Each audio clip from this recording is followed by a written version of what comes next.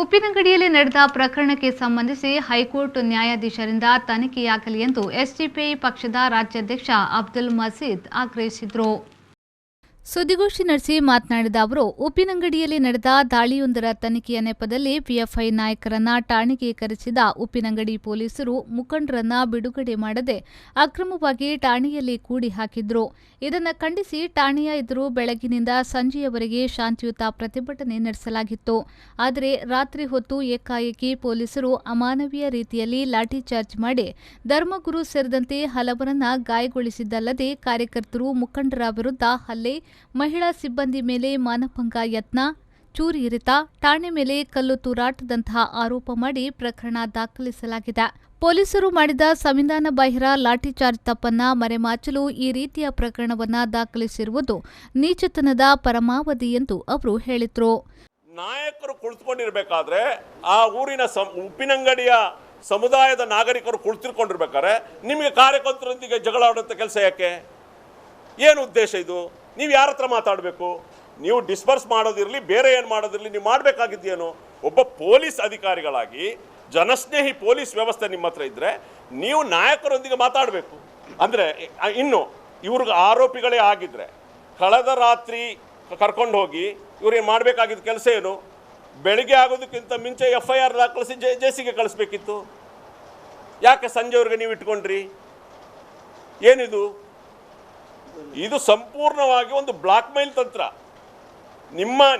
ನಿಮ್ಮ ಕೆಲಸ ಮಾಡಲಿಕ್ಕೆ ಆಗೋದಿಲ್ಲ ಅಂತ ಹೇಳ್ಬಿಟ್ಟು ನೀವು ಯಾರನ್ನ ಬೇರೆಯವ್ರನ್ನ ಬಲಿಪಶು ಮಾಡೋದು ಯಾಕೆ? ಇಂಥ ಎಷ್ಟೋ ಪ್ರಕರಣಗಳು ನಡೆದಿದೆ.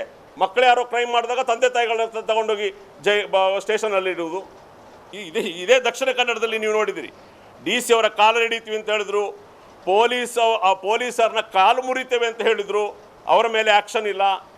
ಇದೇ ಬೆಳ್ತಂಗಡಿಯ MLA ಪೂಂಜಾರ್ ಅವರು ಸ್ಟೇಷನಿಂದ ಆರೋಪಿಗಳನ್ನ ಬಿಡಿಸ್ಕೊಂಡು ಹೋದ್ರು. ಏನು ಇವರು ಮಾತಾಡ್ತಿದ್ರಲ್ಲ, ನಾವು ಒಂದು ನಮ್ಮ ಪಿಸ್ತೂಲು ಯಾವುದೇ ಕಮ್ಯುನಿಟಿ ಇಲ್ಲ ಅಂತೇಳಿ. ಪೂಂಜಾರ್ ಅವರು ನಿಮ್ಮ ಎದುರಿನಲ್ಲೇ ನಿಮ್ಮ ಆರೋಪಿಯನ್ನು ನೀವು ಹಿಡ್ಕೊಂಡು ಬಂದ ಆರೋಪಿಯನ್ನು ಬಿಡಿಸ್ಕೊಂಡು ಹೋದ್ರಲ್ಲ, ನಿಮ್ಮ ಪಿಸ್ತೂಲಲ್ಲಿ ಎಳೆದುಕೊಂಡು ಹೋದ್ರಲ್ಲ, ನಿಮ್ಮ ಮುಂದೆನೆ, ಕಣ್ಣು ಮುಂದೆನೆ. ನಿಮ್ಮ ಲಾಠಿಯಲ್ಲಿತ್ತು.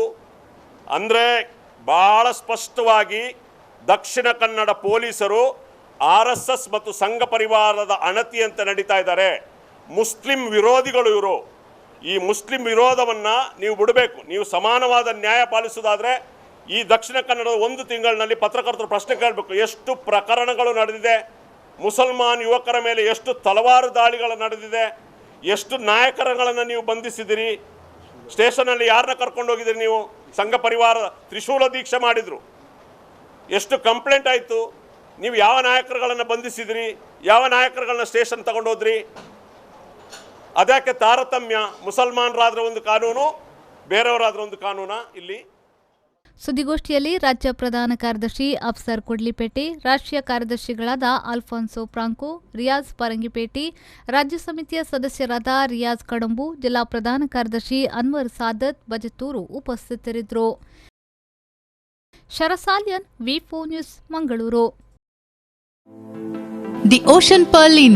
Welcome to hospitality. Another landmark from the Ocean Pearl Group. Ideally located and well-equipped hospitality destination in the heart of the Mangaluru city. Find everything you need with aesthetic appeal and comfort in premium and deluxe rooms. Asian House is the city's first fine dine pan-Asian restaurant featuring Chinese, Thai, Japanese and Indian cuisine. Sagar Ratna is delighting its customers with authentic South Indian vegetarian cuisine, which are cooked fresh. Experience a world-class hospitality. The Ocean Pearl Inn, Vijay Kapikad, Mangaluru.